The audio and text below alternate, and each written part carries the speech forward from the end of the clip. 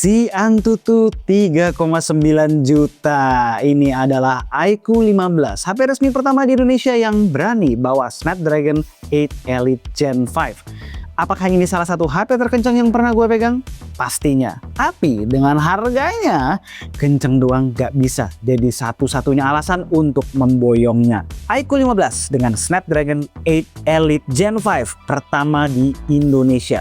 Secara spek, iQOO 15 ini kayaknya mau menutup tahun 2025 ini with a bang. Tapi dengan starting price di 13 juta, penilaian smartphone yang satu ini harus jauh lebih ketat. Gak lagi kita cuma bisa nilai dari performa, namun sebagai flagship all-rounder. Gue udah pakai HP yang satu ini sebagai salah satu dari 2 daily driver selama 2 minggu ini. Apakah cuma menang di atas kertas atau memang layak dan enak dipakai? Yuk kita obrolin. Seperti biasa, spek lengkap adanya di deskripsi ya guys. Gue sharing experience-nya aja.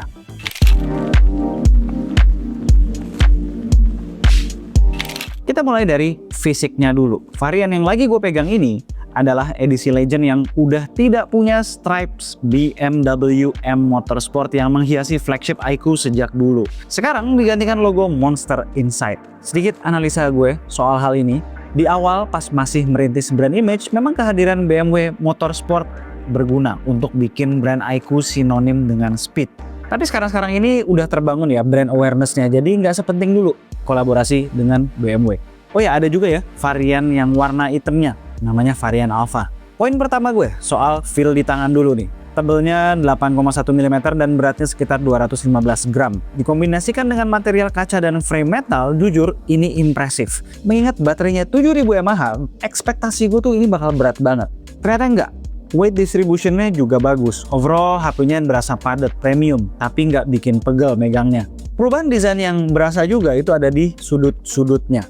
iQOO nyebutnya large R corner. Jadi sudut bodinya lebih ngebulat, nggak tajam nusuk telapak tangan pas lagi gaming orientasi landscape. Ini detail kecil tapi ngaruh banget ya buat orang kayak gue yang sekali ngerank tuh bisa 3-4 jam setiap hari. Di belakang modul kameranya sekarang model floating island yang lebih simple dan ada fitur gimmick tapi asik. Monster Halo namanya. Ini lampu LED yang bisa nyala sinkron sama musik, notifikasi atau pas lagi gaming. Misalnya lagi dapat kill gitu dalam game. Norak. Tergantung selera. Tapi untungnya ini bisa dimatiin atau di customize. Satu lagi yang juga penting, durability. HP ini udah dapat rating IP68 dan 69.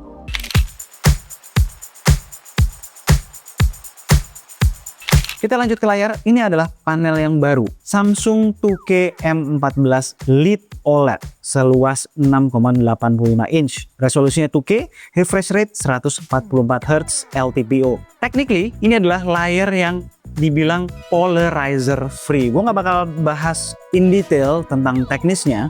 Intinya efek teknologi ini adalah penurunan konsumsi daya, warna yang lebih transparan tanpa halangan. Terus kalau dilihat pakai kacamata yang ada polarizernya, jadi nggak tiba-tiba nggak kelihatan tuh layar di certain angle.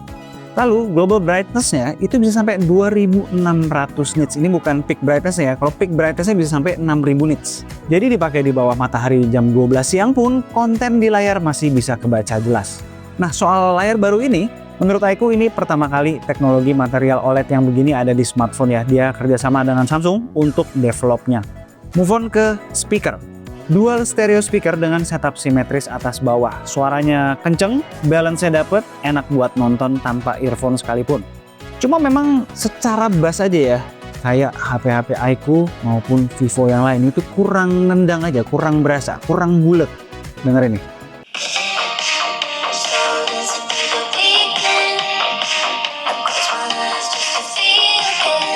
Yang gue enak banget itu menurut gue adalah haptics-nya. By default emang udah enak karena hardware. Namun dengan Origin OS 6 terbaru kita bisa modif lagi style maupun strength-nya sesuai kemauan. Ngomong-ngomong soal Origin OS 6,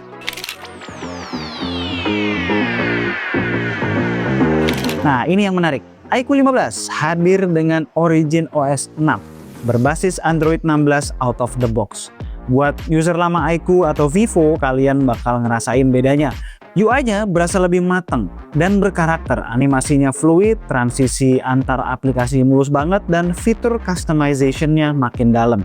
Terus secara fungsi ada fitur-fitur yang berguna, kayak drag and drop direct, lock screen customization yang ekstensif seperti flip card, dan berbagai tweaks UI yang kali ini overall memang lebih berkarakter dibandingkan Vantage OS dulu yang plain banget. Monggo cek review Vivo X300 Pro gue yang kemarin kalau mau tahu lebih detail soal Origin OS 6 ini.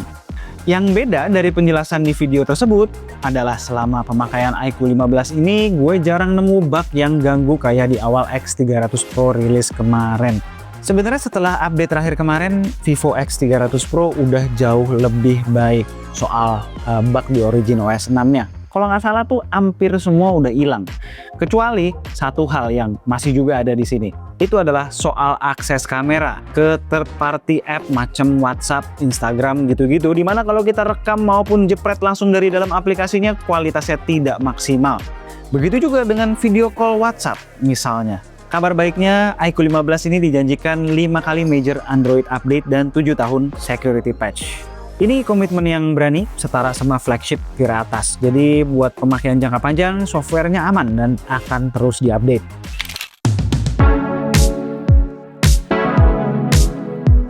Oke, kita masuk ke main event. Performa. Snapdragon 8 Elite Gen 5 plus super computing chip Q3. Antutunya ketika dites normal tanpa dimasuk-masukin freezer itu 3,9 jutaan. Dan ini benchmark lainnya yang udah gue jalanin. Ini adalah lompatan yang cukup tinggi ya dari Snapdragon 8 Elite sebelumnya. Tapi benchmark cuma angka, gimana real life usage-nya? Mobile Legends dulu nih, ini yang mengejutkan.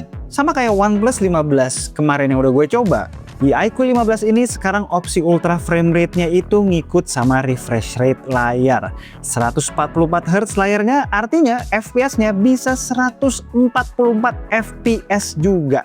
Gokil! Dan gak cuma sekedar bisa 144 fps ya, performanya pun ketika gue pakai ngerank 1 jam penuh di ruangan non AC itu stabil cuy. Itu kalau kalian lihat di grafik ada yang turun, itu bukan in match ya, itu lagi pindah ke lobby nyari match dan lain-lain. Dan yang gokil itu suhunya maksimal cuma di 40 derajat. Lanjut, Genshin Impact masih di Warcop Gaming Situation, main 20 menit, FPS tetap stabil di 60. Suhu naik dari starting temperature yang udah cukup anget 34 derajat ke 44 derajat. Berarti ada kenaikan 10 derajat. Lanjut, main Wuthering Waves di situasi yang sama, main 20 menit, FPS juga stabil di 60 FPS. Dan suhunya naik dari 32 derajat ke 42 derajat. Mirip lah ya, naik 10 derajat juga. Artinya apa? Tuningan dari iQOO 15 dan sistem pendingin 8K vapor chamber di sini kerjanya beneran efektif. HP-nya anget-anget wajar aja ketika gaming berat. Bahkan di kondisi suhu ruangan panas sekalipun, performanya juga stabil. Fitur-fitur gamingnya juga lengkap. Dengan mengutilisasikan Q3 chipnya, ada fitur-fitur seperti ultra resolution yang meningkatkan kualitas gambar. Yes, perbedaannya berasa cuy, lebih tajam, lebih padat aja resolusinya. Lalu ada fitur enhance warna, dan terakhir ada fitur ray tracing. Yes, ray tracing. Di beberapa game seperti Genshin Impact, dia bisa meningkatkan realisme light and shadow sehingga in-game world-nya berasa lebih hidup. Sejujurnya gue udah muter-muter, yang berasa tuh bagian shadow-nya aja sih ya. Namun sayangnya kita harus pilih antara super resolution atau ray tracing, nggak bisa jalan keduanya sekaligus karena bakal nggak kuat hardware-nya.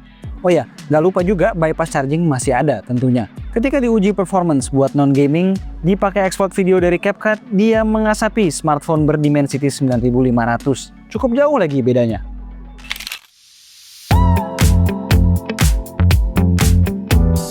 Performa kenceng, biasanya boros, nggak begitu di sini. Baterai 7000 mAh-nya beneran badak. Gue dapat screen on time 9 jam dengan standar testing ala K2G. Gokil. Total standby dan pemakaian aktif bisa tembus 24 jam lebih.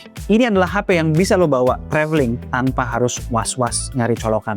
Emang bener deh, iQOO tuh bisa dibilang si pengendali naga. Soal performa dan battery consumption adalah yang paling jos dari HP-HP ber-Snapdragon 8 Elite Gen 5 yang udah gue coba sejauh ini. Kalau baterai habis, 100 watt flash charge-nya ngebut, bisa nge-charge full dari kosong kurang lebih 1 jam. Dan buat yang butuh, dia juga support 40 watt wireless charging. Fitur flagship soal battery and charging lengkap pokoknya di iQOO 15 ini.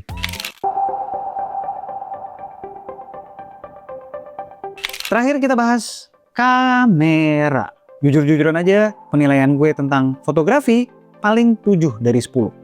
Resultnya tuh good, reliable buat harian, warnanya eye pleasing, komersil gitu. Tapi buat kelas harganya sebenarnya bukan sesuatu yang spesial, khususnya di lensa telefoto ya.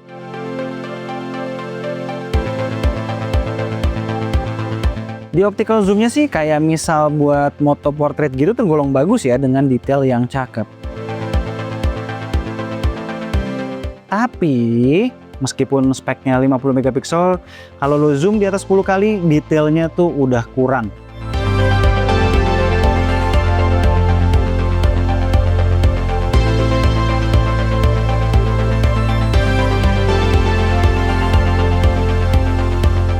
Udah gitu dia nggak punya fitur yang banyak orang cari, telemakro fotografi. Jadi kalau moto makro, dia akan otomatis pakai croppingan main kameranya, which ya sekedar lumayan aja hasilnya. Soal ultrawide-nya nggak jelek, tapi ya memang nggak wah juga. Dia masih pakai ISOCELL JN1 sensornya. Di good lighting oke, di low light mulai struggling.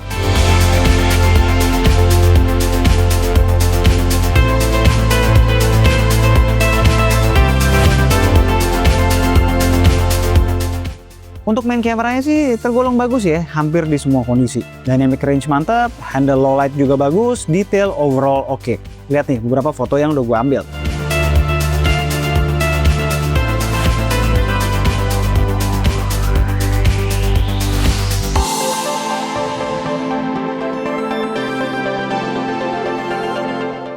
Untuk selfie di good lighting bagus, kalau udah mulai remang, detailnya sudah mulai berkurang. Terus yang nyari fitur seabrek ala Vivo X300 series yang nggak bakalan dapat itu di sini.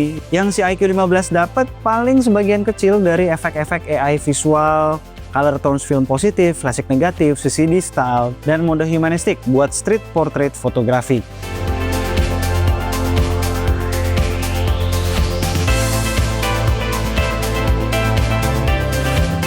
Tapi kalau lo konten kreator berbasis video, ini sebenarnya menarik. Video recordingnya bisa rekam 4K 60 fps di semua lensa.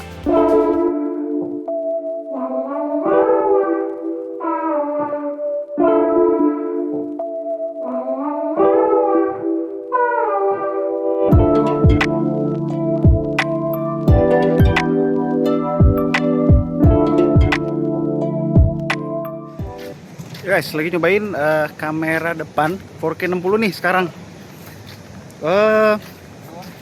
Kalau gue lihat cukup stabil.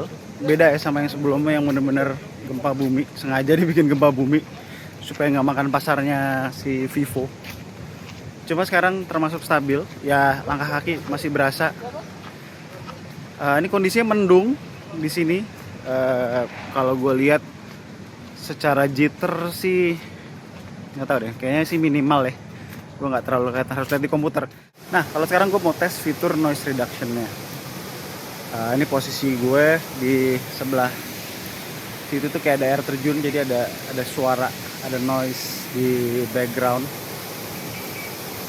Ambient noise-nya tuh harusnya ada. Nah, sekarang gue coba ya. Yang gue ngomong harusnya kedengeran tuh si suara air terjun itu. Sekarang gue nyalain vocal enhancement, harusnya suara gue lebih fokus. Tadi gue sempat coba, berasa sedikit, cuman ya nggak signifikan gitu, nggak bener-bener suara gue stand out, backgroundnya clear, bukan. Karena namanya juga masih bukan noise reduction ya, tapi namanya adalah vocal enhancement. Lalu perpindahan lensanya dari ultrawide ke main ke tele itu smooth banget, nggak ada efek patah atau ngejedak yang ngeganggu. Stabilisasinya juga bekerja dengan baik. Walaupun begitu, di situasi mendung, gue sempat lihat ada getaran rada kedut di bagian pohon nih. Semoga bisa diimprove lebih lanjut. Dan jangan lupa bisa bisa pindah langsung ke kamera depan. Sambil recording ya. Sambil recording pindah ke kamera depan belakang. Di 4K 60. Nice. Ada satu kritik gue soal video. Ketika recording video, pindah-pindah lensa, animasinya tuh masih terlalu cepet, masih set maju mundurnya tuh masih terlalu cepet. Semoga bisa dipelanin lagi dan lebih halus via software update.